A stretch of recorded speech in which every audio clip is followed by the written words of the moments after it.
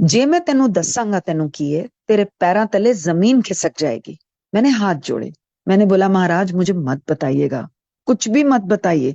मैं सब कुछ देख चुकी, आप क्या क्या कर सकते हो, आप कुछ भी ठीक कर सकते हो, आप प्लीज मुझे मत बताना। उन्होंने आगे से बोला 5 साल बाद बताऊंगा। मैंने कहा जी 5 साल बाद भी मुझे नहीं पता करना, आप प्लीज मत बताना। मुझे हुक्म हुआ कि 5 साल मैं उनके कोई दर्शन नहीं करूंगी और किसी को ये बात नहीं बताऊंगी।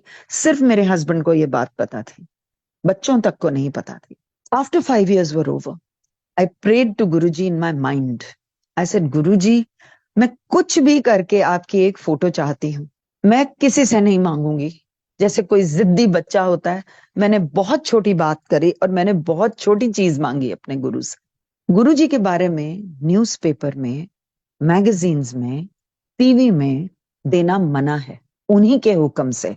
उस जमाने में एक ही मैगजीन मेरे हस्बैंड लेते थे, उसी मैगजीन में छप के उनकी एक फोटो आई। वो फोटो निकाल के मैंने पन्ना बेडसाइड ड्रॉर में रखा। एक दिन जब मैं काम से वापस आई, मेरा सांस उखड़ गया। जब सांस उखड़ा, मेरे मदर इन लॉ पूरे हो चुके थे। मैंने सिर्फ अपने हस्बैंड को और मदर को बड़ी मुश्किल से डायल करके सिर्फ इतना बोला, कांट ब्रीथ। बेटा ऑक्सीजन सिलेंडर लेने के लिए भागा, बाद में पता चला बेटी नेबर के भागी।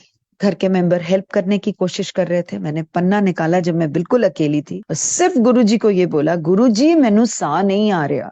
अजीब सी एक सेंसेशन मेरी गर्दन के पीछे हुई और मुझे सांस आया और ऐसा लगा जैसे लंग्स खुले।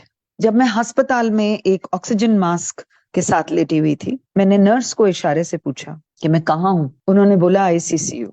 मन में एक ख्याल आया, जब मेरा अंत आया, ना मेरा घर वाला काम आया, ना मेरे माँ प्यो, ना मेरे बच्चे, ना कोई और, सिर्फ मेरा गुरु काम आया। बहुत साल पहले मुझे गुरुजी ने बताया था कि जब अंत आता है, घर का कोई भी मेंबर चाह के भी काम नहीं आएगा, सिर्फ गुरु आएगा और गुरु गति देता है। दूसरी बात उन्होंने ये बोली थी, अगर दूर बैठा कोई मेरे पास नहीं आ सकता, तो मेरी फोटो से भी अगर वो बात कर ले तो मैं सुनता हूँ।